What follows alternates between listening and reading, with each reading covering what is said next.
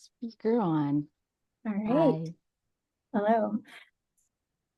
My name is Lindsay Wong, and I'm an author and associate professor of creative writing in the English department at the University of Winnipeg. I'm a Chinese woman with blonde hair, and behind me there is a background of a painting of maple leaves. Thanks everyone who can join us for our Jake Macdonald Writer in Residence reading. And we are just so lucky today to have the amazing Hiromi Goto as our fourth Jake Macdonald Writer in Residence here at the University of Winnipeg. She's one of the most extraordinary speculative writers of our time who fearlessly tackles any genre, and I believe one of the best and most innovative writers in Canada and internationally. Her work, which draws on subjects such as immigrant experience, body horror, and generations and lives of Japanese Canadian women, is fiercely poetic, feminist, emotionally resonant, and her craft reinvents itself over and over again. When we read Hiromi, we are given an important glimpse into a brilliant mind, and also we should note her important contributions to Asian diasporic writing and the Canlit Canyon.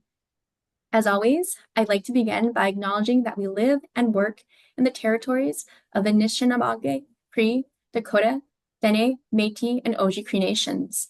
The University of Winnipeg sits in Treaty 1 territory, the ancestral and traditional homeland of Anishinaabe peoples. As a settler of color writer, I am not only committed to honoring and following the lead of the land, water, and cultural protectors of the space, but I'm also a constant and forever student of the remarkable stories and their tellings by Indigenous peoples here and around the world. For those of you who are unfamiliar with the Jake Macdonald program, I'll just briefly share that the residency honors the memory of beloved Manitoba writer Jake Macdonald, who wrote short stories, novels, essays, and nonfiction books. Jake passed away far too soon on January 30th, 2020. Through the generosity of Jake's family, friends, and peers, this program makes possible the kind of work Jake believed in, mentoring emerging writers, bringing readers and other literary events to the public, and providing support for working writers to concentrate on their projects in process. And this is all made possible by the Jake Macdonald Writers Fund, which began with a generous founding gift from Jake's friend Angus Reid. I'd also like to take time to promote the second event in the series, which is an international writers panel, which will be on Monday, November 4th, between Hiromi and Nisi Shaw at 12:30 p.m. And this international writers panel is something we've introduced to the residency as a way to promote discussion and collaborations between Canadian and international artists, as well as given the U Winnipeg community access to international writers that we might not have access to ordinarily. It should be a really, really exciting conversation. So I hope you can all join us for that as well. And you can find more information about the panel on the English department website, as well as sign up for a manuscript consultation with Hiromi. So if you have a secret manuscript on your computer or your drawer, now it's time to bring it out. A note on today's event, we ask that you keep your mics muted. This event is being recorded, so please turn off your video if you do not want to be on camera. We will have a reading followed by a Q&A. I have some questions prepared, and many of you have already submitted excellent questions in advance, but we will still turn to the chat to give you the opportunity to participate. I'm going to share Hiromi's official bio now. Hiromi Goto is an immigrant from Japan who gratefully resides in Wasanock territory. Her first novel, Chorus of Mushrooms, was a 1995 Commonwealth Writers' Prize Best First Book, Canada and Caribbean region, and co-winner of the Canada-Japan Book Award. Her second book, The Kappa Child, received the 2001 James Tiptree Jr. Memorial Award, now known as the Otherwise Award. She's published 3 novels for children and youth, a book of poetry, and a collection of short stories. Her other honors include the Sunburst Award and the Carl Brandon Parallax Award. Her first graphic novel, Shadow Life, which I have right here, with artist Anne Zhu, was published in March of 2021 with first second books. Hiromi is currently at work trying to decolonize her relationship to writing and the land. So can we please welcome our 2024 writer in residence? Thanks again for joining us today, Hiromi. Thank you so much for having me. Thank you for the very lovely and warm introduction. It's such an honor to be able to serve as the Jake Macdonald Writer in Residence at U Winnipeg. I'm so honored and really looking forward to conversing with all kinds of writers from the communities there. So, よろしくお願いします。大変ありがたいです。Um, I'm short, closely cropped, salt and pepper hair, soft, butch, writer of Japanese ancestry. I'm wearing a black jean jacket, and behind me is a window, so a little backlit, and there's also a plant beside me. Um, yeah, and I'm going to be reading from a story in progress, so it's not finished. Still working on it. And yeah, I'll just read. Thank you, everyone, for joining today. I know you have all very busy lives and semesters. I appreciate you being here with me. Understory. Winter is green in Wasanich territory. Up here, where we rent a small cottage, the low mountains grab the clouds and it rains longer and harder than in the city, which is closer to the sea. Some days the dark ceiling feels oppressive. Jay even bought a sad lamp at London Drugs. We tried it a few times and then it went back into the box and we carried on. Some days feeling a little more depressed than others. We spend a lot of time indoors. Because of COVID, we no longer visit friends. We don't go to the movie theaters or concerts or readings. There are no invitations to dinner parties, and we don't host them.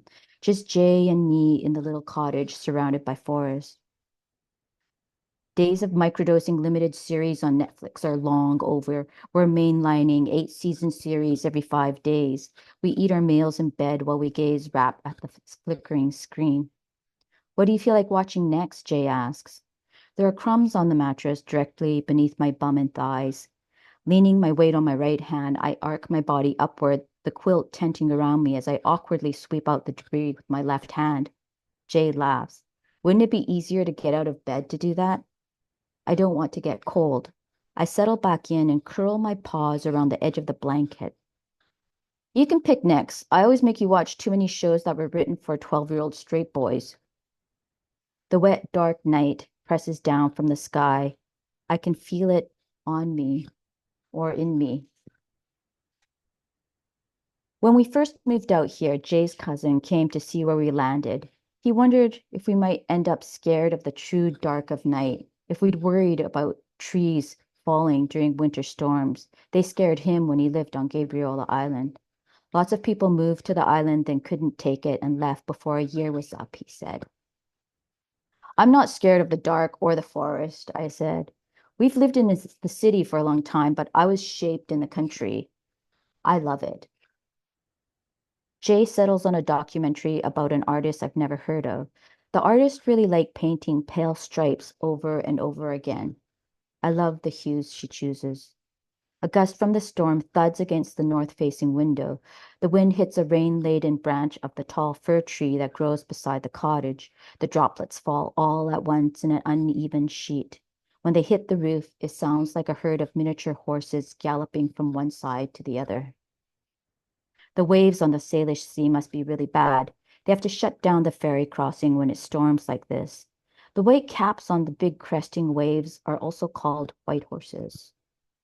Doesn't the rain sound like a herd of horses? I say as I sink deeper into my pillow. On the big screen, an old woman is painting pale blue stripes on a large white canvas. I can't remember the last time I saw a blue sky. It might be easier to lie to yourself than it is to lie to other people, but maybe it's just me.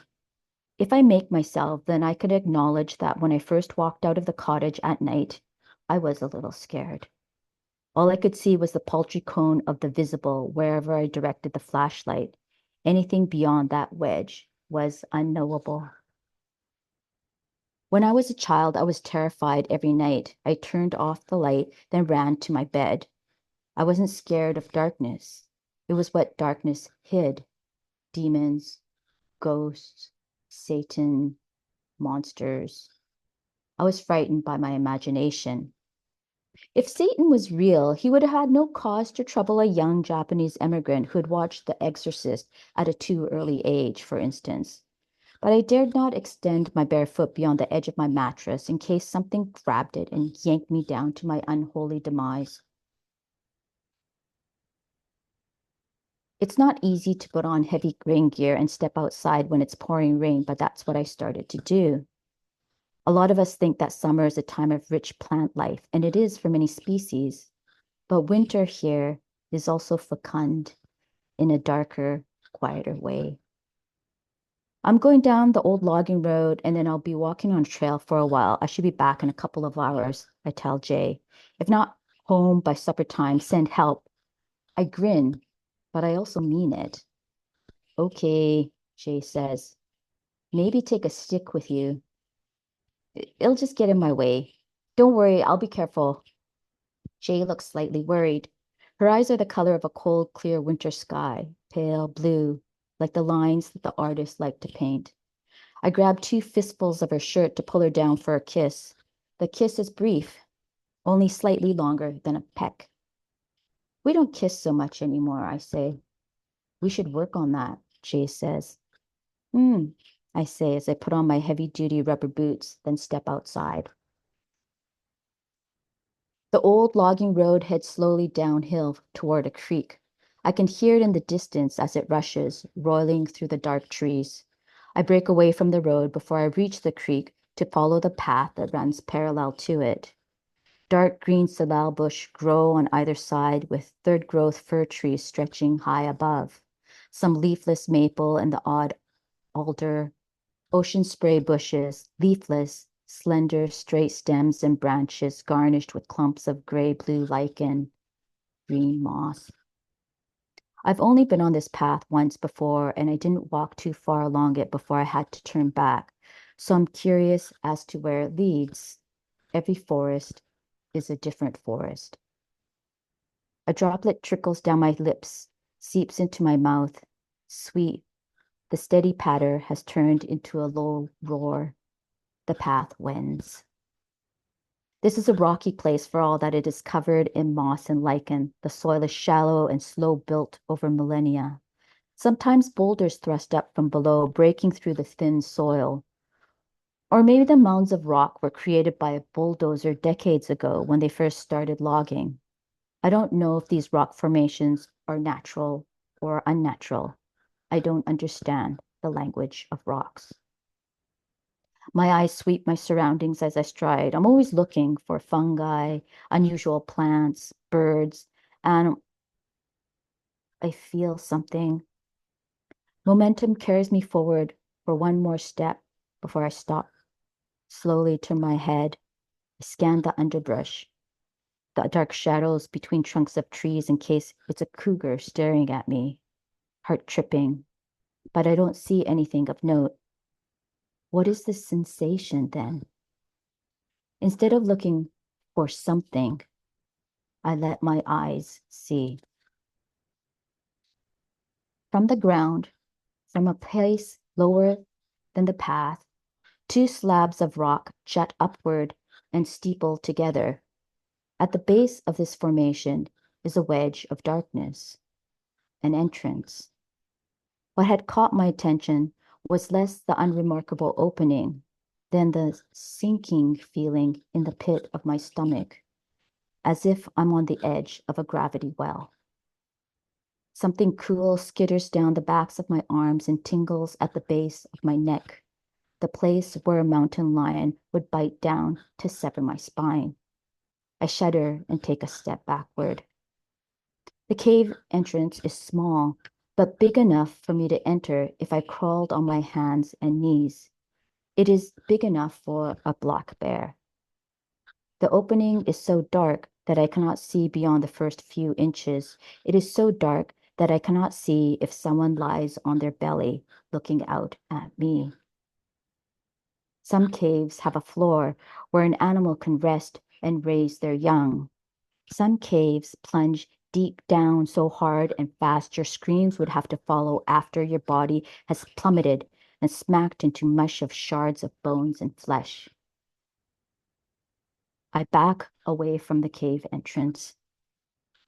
I go home. Thank you.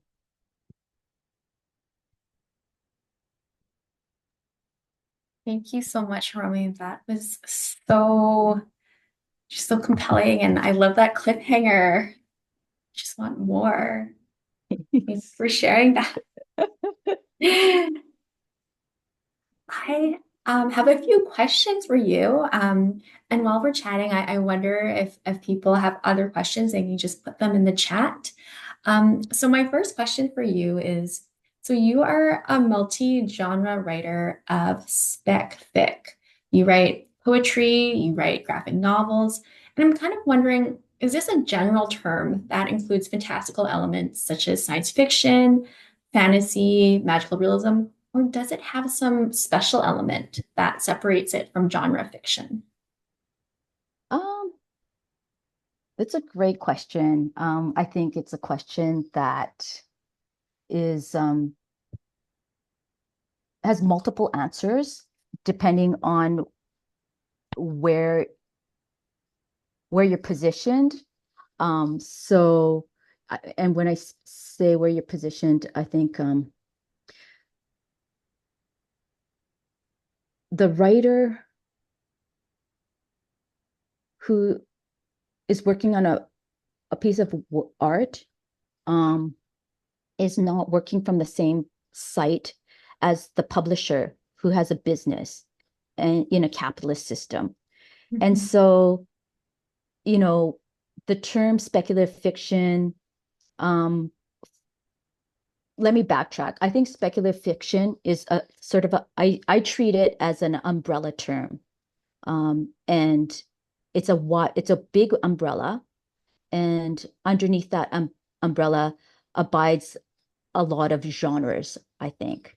And so I think speculative fiction is kind of a literary way to speak of um, books that have fantastic or imaginative or futuristic or alternate reality type elements to it. The paranormal, some horror, um, they all can fit under the umbrella of speculative fiction. And I think talking about speculative fiction makes it sound fancier than saying, hey, I write fantasy novels. Because there's also kind of not just the sort of publishing business professional side, but there's also class snobbery elements that can come into play too, where there's an assumption that genre fiction is not intellectual. And so, I think there's like a huge, overlapping Venn diagram of what's going on when we talk about literature and how we assign value to it in different kinds of ways. Um, so there's so much at play. And for me as a writer, um, you know, part of my process is when I write my first draft, I don't care what it is. It doesn't matter to me um, what genre place it will go into. The first draft is for me, and I'm trying to figure something out. Um, as it turns out, a lot of my stories have elements that are magical or elements of it's kind of soft horror, I think, um, for the most part. And so, these elements always kind of infuse my stories in some way because they interest me and I like them. And so, but I'm not necessarily thinking about is this speculative fiction and what subcategory would it fall under? One, so the first draft is my own, but then after that, I think about things like audience too, because I'm not just writing them. If I'm writing to be published, I'm not writing just for me. I'm also writing for a readership. And so, after the first draft, I'm thinking about who do I want to read this? Who's this for, aside from myself? What kind of reader am I thinking about? Um, and then also thinking about, okay, where do I think this is going to be published? And then all those things kind of influence sort of the editing process and the shaping process, because usually when I write a first draft, it's kind of like, you know, a large piece of word clay that I've shaped into a form, but it hasn't found its kind of final form yet. It still can be really reshaped and reshaped in different kinds of ways. And so those other questions of like market, publisher, reader, those kinds of things will influence how I reshape a story. Mhm. That's a really good answer and something to really think about because we have students who come up to me and they say, is it okay if my work isn't literary? I'm writing genre, but these are distinctions. Yeah, Or is there a distinction between literary and genre fiction and spec fiction? Can it be both, right? And I think yeah. you just really clarified it for us. And I think it's so interesting that snobbery you bring up because I have author friends who write genre and they come up to me and they apologize and say, oh, I'm sorry, it's not literary enough, right? And so it's really interesting to think about where this bias comes from. So thank you for that. Well, so also I find it interesting that people, talk about genre, like people do. There's a portion of the reading population who think genre fiction is, you know, just from the get-go, not intellectual or not artistic. Um, but then, there's like vast swaths of literary fiction that aren't either. So it's, like literary fiction is a form of fiction. It's its own genre. And so, I think in some ways I think of literary fiction is work that has a great deal of interiority. That means it's like there's a lot of thinking. The characters are thinking a lot in literary stories. They're like thinking and feeling some things, but mostly thinking about a lot of things. Um, and then there's also an attention to uh, languaging, how sentences are put on the page. And if there's like some elements of poetic devices, what have you. This is a crafting of each sentence in a particular kind of, say, lyric or a lovely way. Um, you know, the, I was utilizing sort of literary elements in my story where you've got that sense of like lyricism, particularly with the setting, evoking certain kinds of mood and tone, all these things they're like elements. And so I think of literary fiction relying heavily on those things. And I'm speaking broad terms here. I also think, and then in contrast, there's often there there, there can be a lack of story. So many literary works, um, if you're asked to summarize the story, often like I can't really summarize the story because there's kind of a lack of story in terms of a plot. And in more traditional forms of science fiction, fantasy, genre stories, there's a very strong focus on the plot and the causal connection. So this happened, and then this happened, therefore this happened next, and it's growing tension around plot outcomes. Um, that the plot outcome connections, I think, can be softer in literary fiction if something else is driving the engine of the narrative forward. And that could just be voice, that could just be point of view. Um, so I feel like there's a stronger focus on plot in the genre stories. And some people really love to read plot-based stories, and other people don't. Well, that's a really good explanation. It's all about what happened, right? What happens Yeah, next? yeah. Yeah, great. Thank you. Um, my next question is in Canada and the States, we're seeing a growing abundance of spec fic for, by, and about people from marginalized communities. Given the way that 2S LGBTQIA plus and or BIPOC and or disabled peoples have been represented in more traditional speculative texts, despite efforts of writers like Toni Morrison, for example, Octavia Butler, Larissa Lai.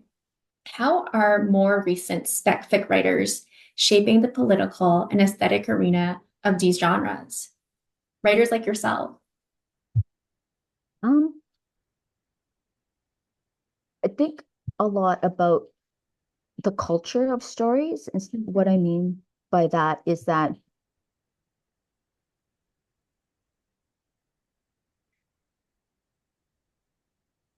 the culture, we bring our ideas of what constitutes as a good story or as an important story, or the shapes of story. How do we shape a story? Um, what is a good story? Uh, that is, absolutely influenced by the culture around us and the cultures we are raised in and seeped in. It shapes our understanding of what to look for in a story. So I think, because we have a broader and wider and deeper demographics coming to the fore with speculative fiction, um, that it sort of it expands our ideas around what can be possible and what kinds of stories are important and necessary. When I was a young child reading science fiction and fantasy, you know, in Canada, I there is no one that looked like me in the stories. All the stories were about white people. And so, you know, how do you see yourself in the future if you do not see yourself in the written present? So then, my sense, their sense of culture is only experienced in self, but then where is it in the broader world? And so when you're writing stories um, from specific cultural backgrounds, I think it can infuse the story in particular ways and inflect story in particular distinct ways that has the world expanding. And by that I mean it becomes ways of expressing your cultural background and your identity, but it also opens windows for readers who are not from that culture. Um,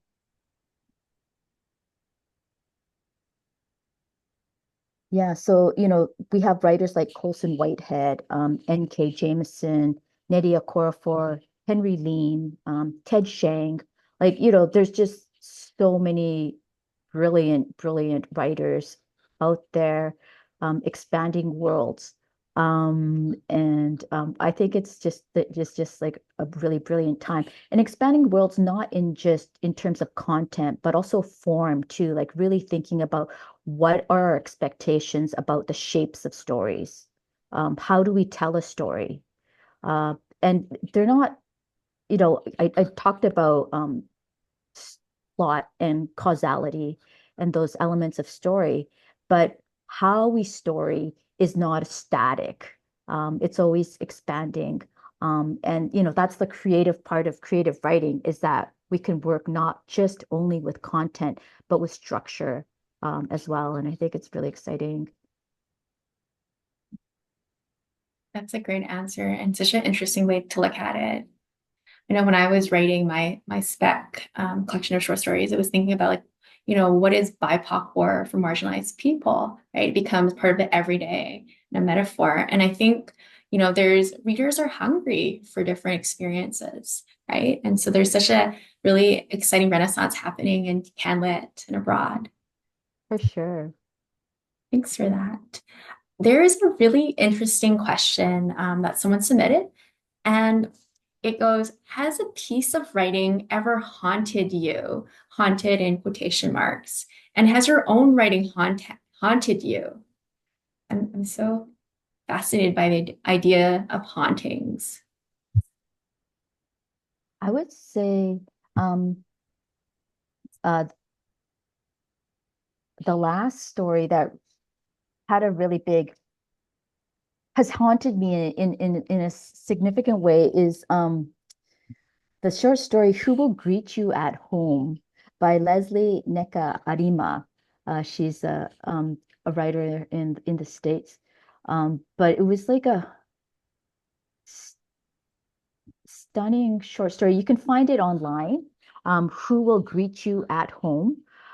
It was this remarkable story about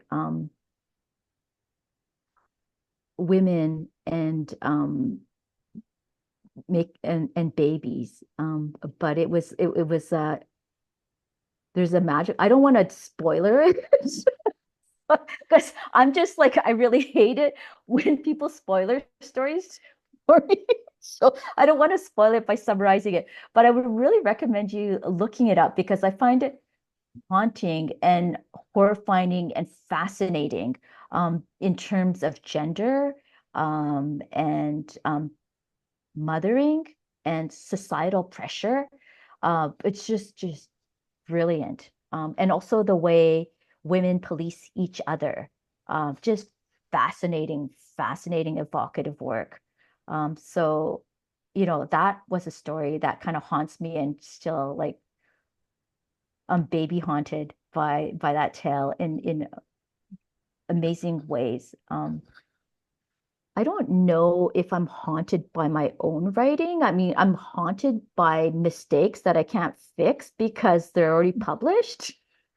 It's just like, okay, move along, gotta move along because you can't fix those things and it's in the past. So there's like, no time travel there.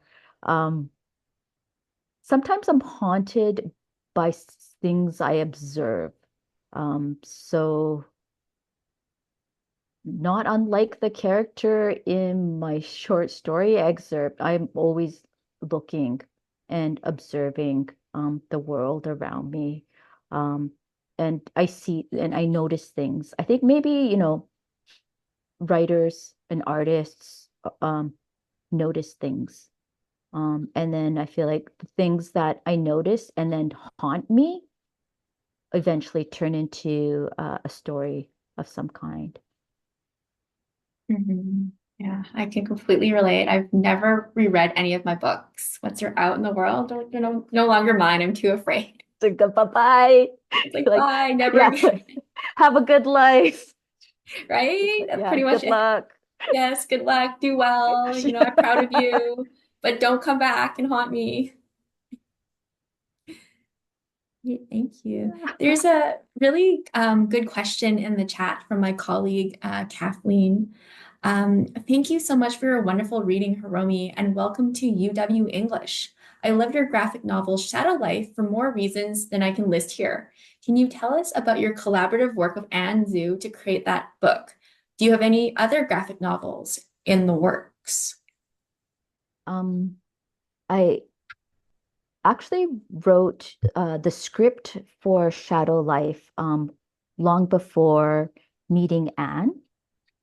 And so I approached the writing of Shadow Life very much like a script for a screenplay, which I've never written either. I've read screenplays. I highly recommend you reading screenplays. You can access them in libraries. But it's fascinating in terms of reading different forms of fiction and how that conveys story on the page. But I approach Shadow Life, the graphic novel, as a script in my head.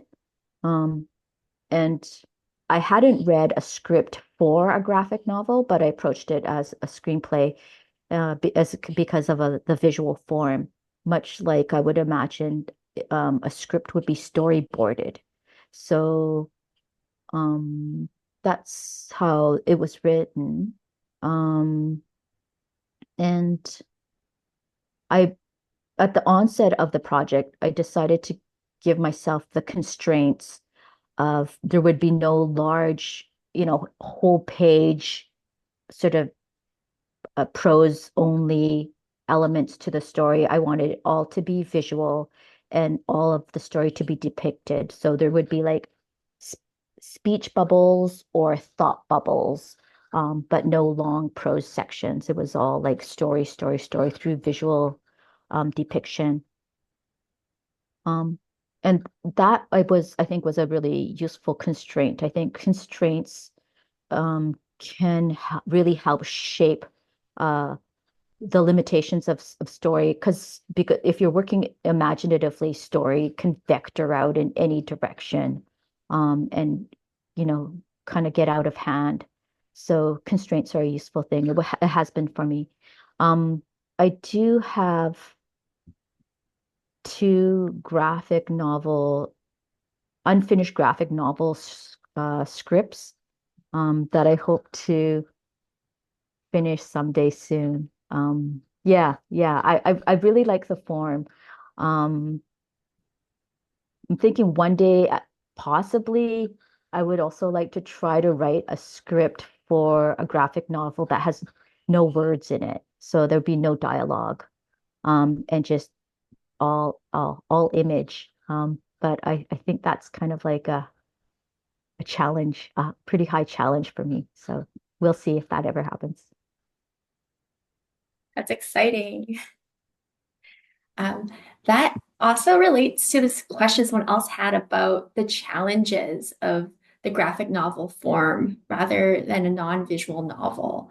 Um, I I'm so think, interested in that. yeah, with the one of the challenges of the graphic novel was that I didn't know how many pages it would be when it was drawn out because some graphic novel writers and not the artists, some graphic novels actually write out little like the little panels. But I didn't know how many panels would end up being on the page. So it was just like kind of guesstimating.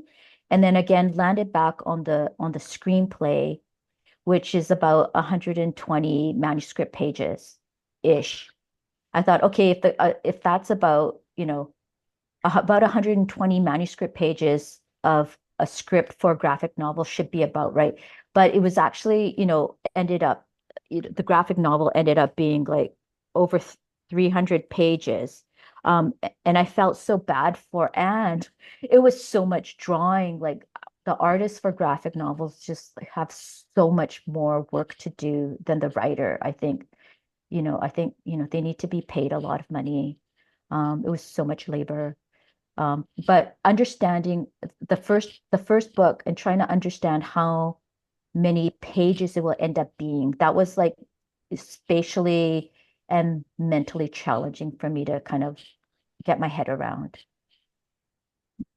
Yeah, it's a task. I think when every time you switch genres, it's trying to imagine like how do I fit my story into what form I'm telling, right? And it's a huge learning process. For sure. Yeah, thank you. Let's go back to one of my questions. So in your writing, what writers are you in conversation with?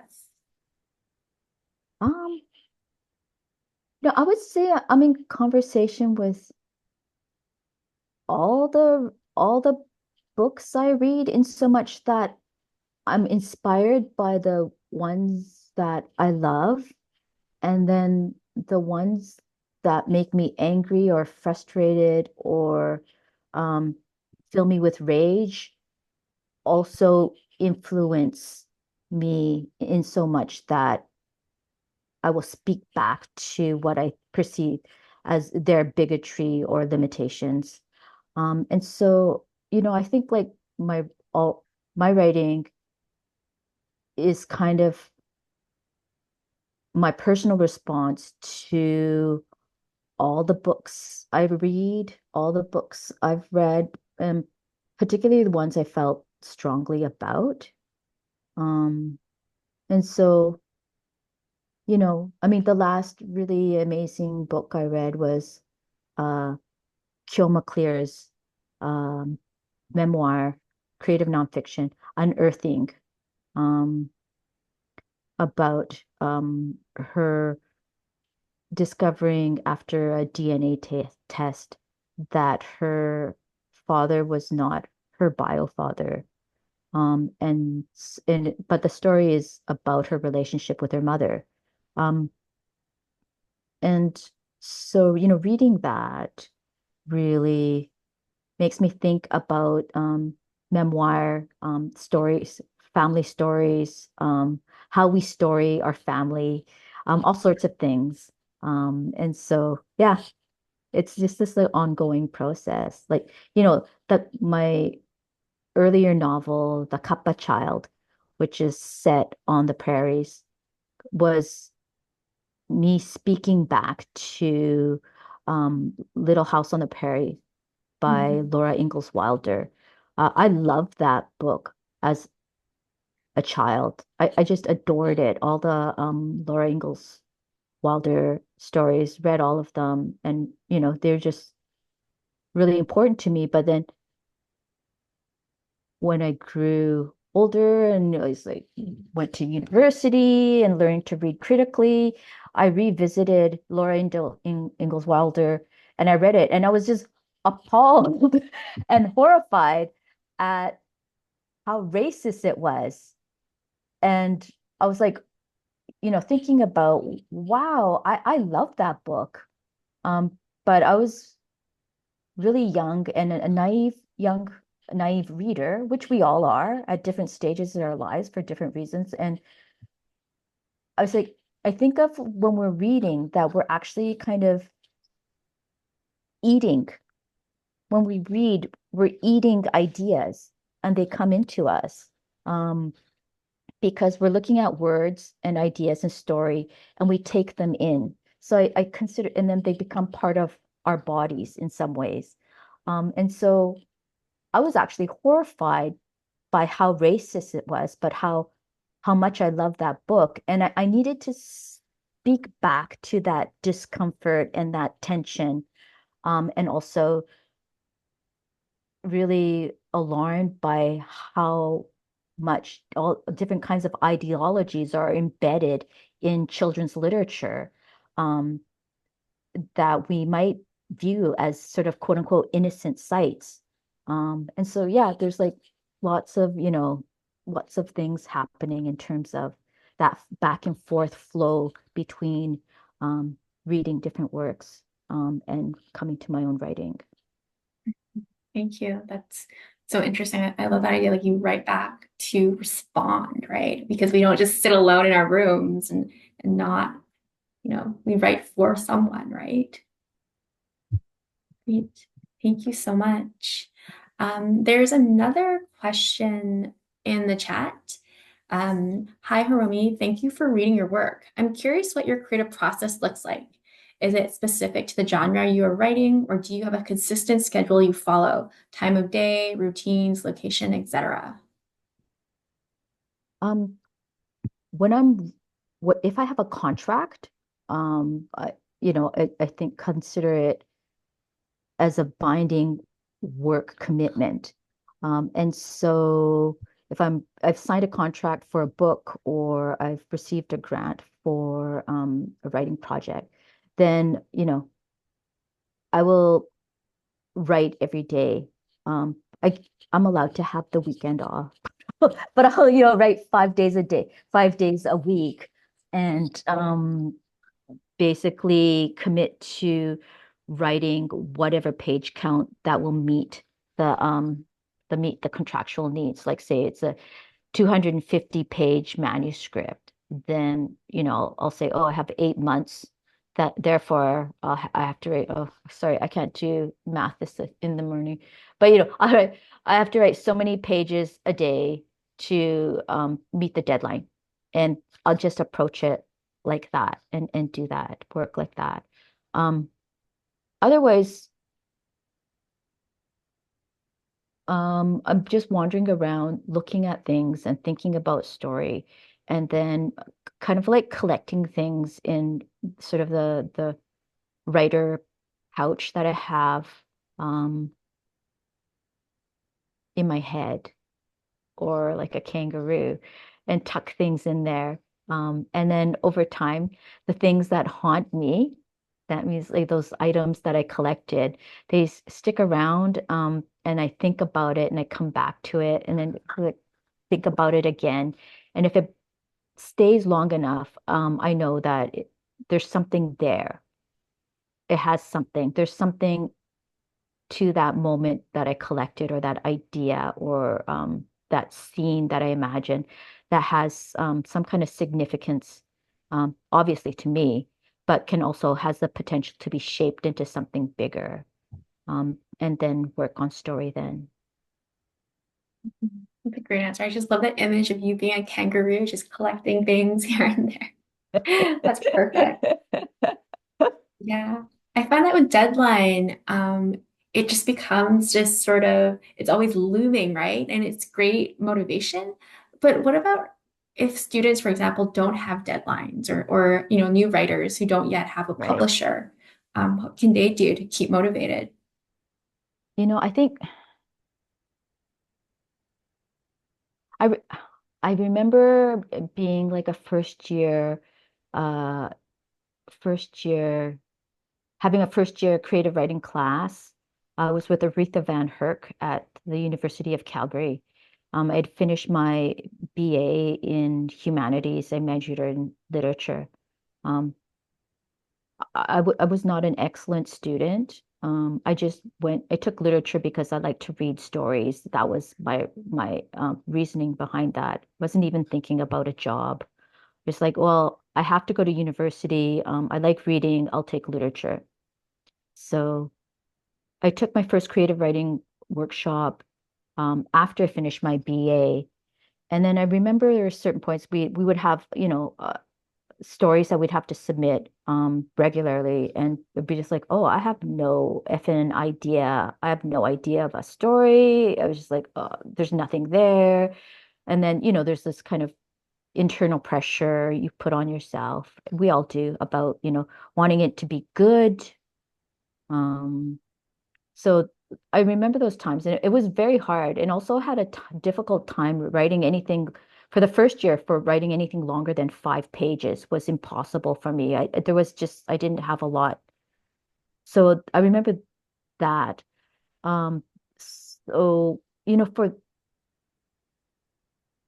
students who are experiencing that block, I would say, free writing, just don't think about story, don't think about um, deadline, but just doing free writing as an exercise, um, just like using the keyboard or whatever your medium is, and just like letting it all flow out.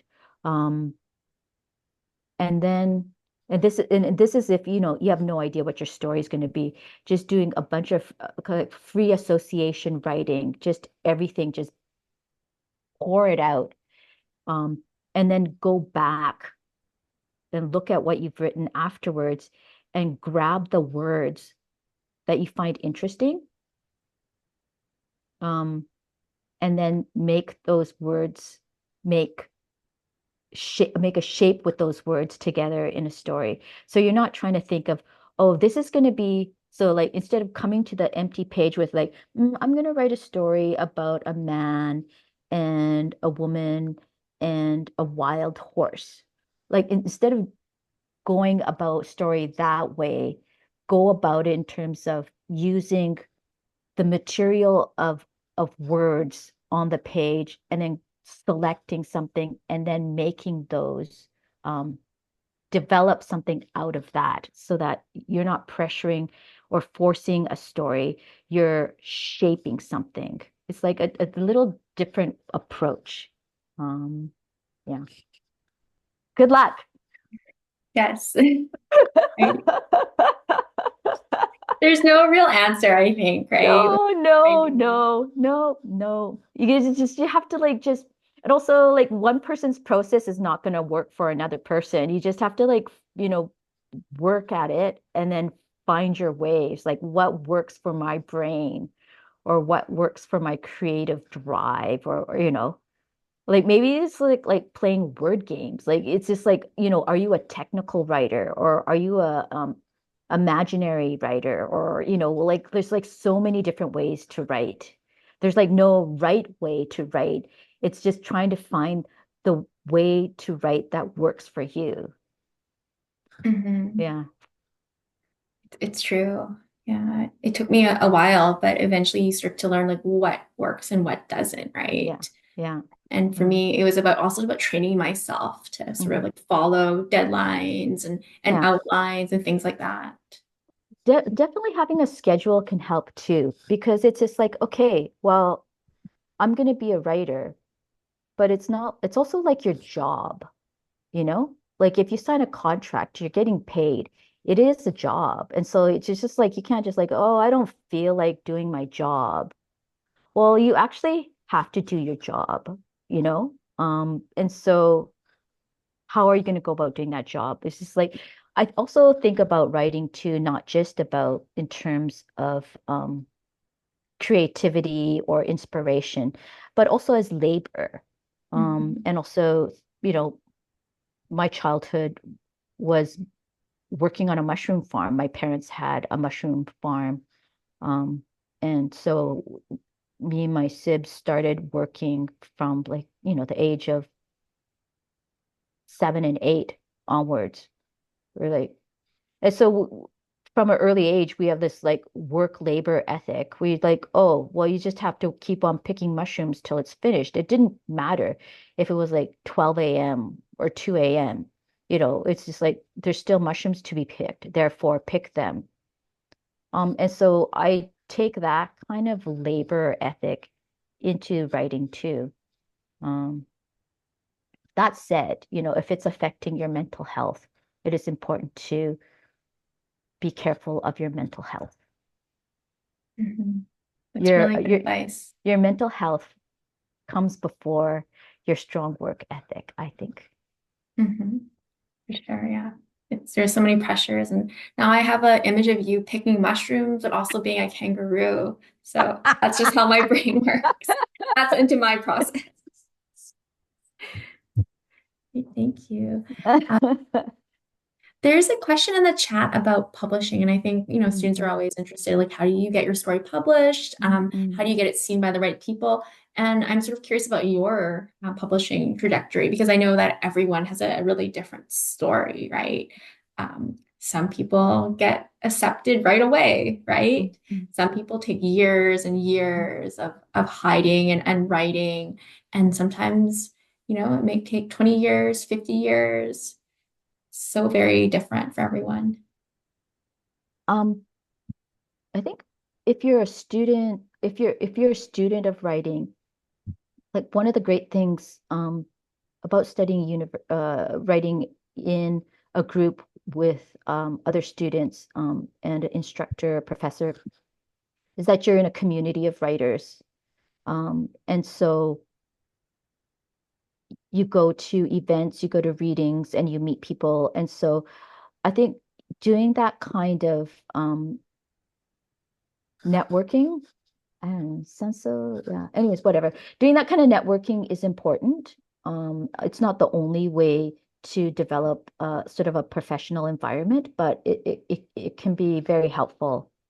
So, you know, I'd say go to readings, go to launches, go to magazine journal launches. I think many writers get their first stories and poems published in local literary journals, not literary journals, but zines, zine fairs, you know, putting your work out there. Also, submitting your work to competitions and contests. CBC has, you know, annually uh, contests for poetry or short story or nonfiction. You know, it's a great, again, deadline. You could say, oh, okay, this year I'm going to submit something to the CBC poetry contest. So you set up a deadline and then you submit something. So it sets up a practice of also treating your work in a professional way, and also kind of expanding, um, taking risks, because if it is risky to share your work to a broader public, but taking those steps to develop more confidence, and submit your work, and also dealing with rejection, because your stories and poems will always be rejected by someone. Even after publishing how many novels, your next novel can still be rejected. Um, it's just part of the scene. And so I would say definitely look up local, go to your library and ask to see if they can tell you who's publishing magazines and journals of the kind of the stories that you write or poems that you write, and find out what's happening locally, and then submit to them your writing. Definitely. Well, might, just start going on that. That's really good advice. Thank you. I think we have time for maybe just one last question, and I'll go back to my list. And I'm so curious, what are some strategies that up and coming and even experienced writers could use if they feel pressure to make their writing more literary? Sorry, so What are some strategies that up and coming and even more experienced writers could use if they feel pressure to make their writing more literary? So if they're writing from a genre point of view and they're being pushed to write literary, I know some programs, for example, only uh-huh, accept literary writing, right? Some journals right, only accept literary writing. What right, what can they do? right. Um, well, my own writing has always inhabited this kind of space that straddles both literary and genre. And it's because I want to write the things that I'm interested in writing. And so I'm not firmly in one genre or another. I take what I like and need from one genre and mix it with the other things that I like of another genre. So, I mean, just speaking from my own experience, um, you know, I would say mix and match. It's just like, you could wear a really beautiful evening gown and then wear fluvog biker boots underneath the skirt. So, taking that kind of approach to your writing, like the excerpt that I read earlier today, um, the front end of the story is, I would say, literary, in terms of high interiority. So the elements of literary work is interiority, uh, lyricism, um, and strong point of view, voice. Uh, these are elements you can find in literary works, and so that's the front end of the story. And with it, I grab a certain kind of readership. Um, by developing voice and the character through voice and their interiority, I create a certain kind of uh, subjective point of view, and then bring in identifiable elements like a certain age, demographic, a certain feel. There's suggestion of a sort of lull in the relationship. So like it's about relationships between two people, but there's something going on. So these are all kind of like literary elements. And then when we move into sort of the elements of horror and fantastical, where there's a cave. Um, And then that's when I think of it as the switcheroo, where I've hooked in the reader of literary works in with a literary front.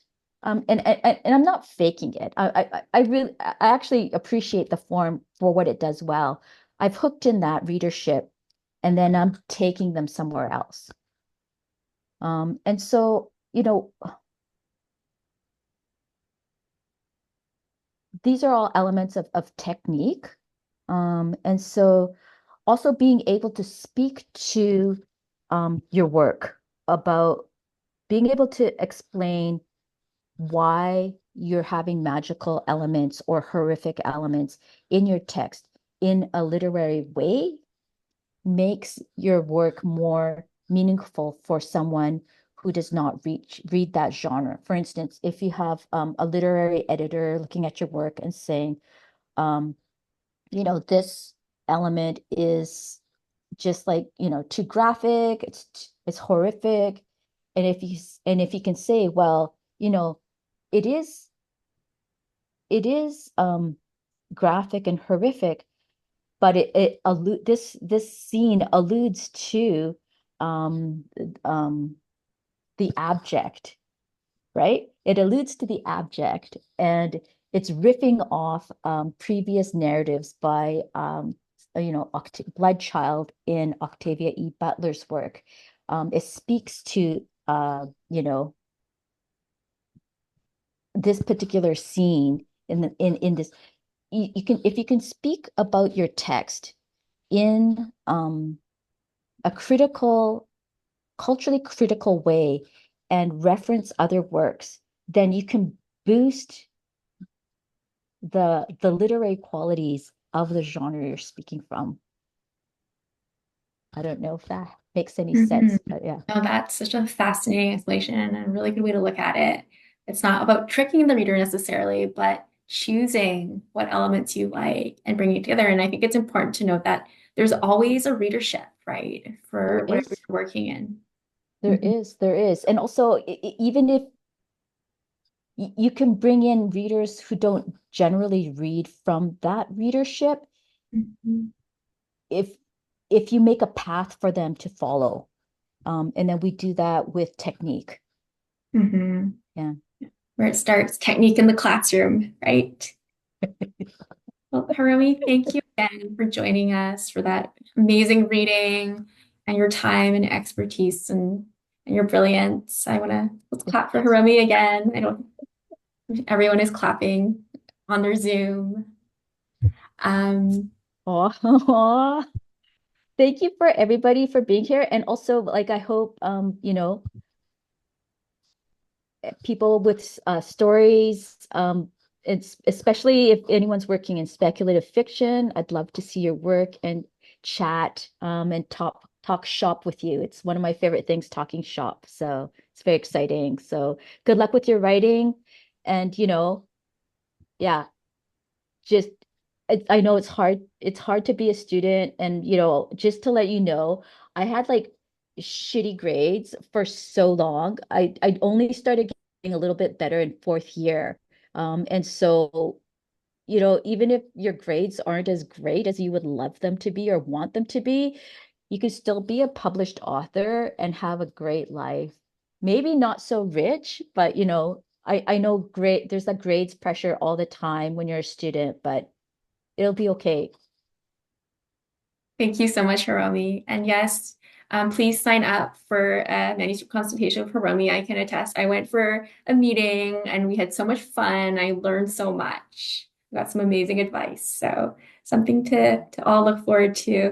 I'm gonna let everyone go. I'm gonna stop recording. Have a great day and thanks for joining us today. Thank you. Bye. Bye bye.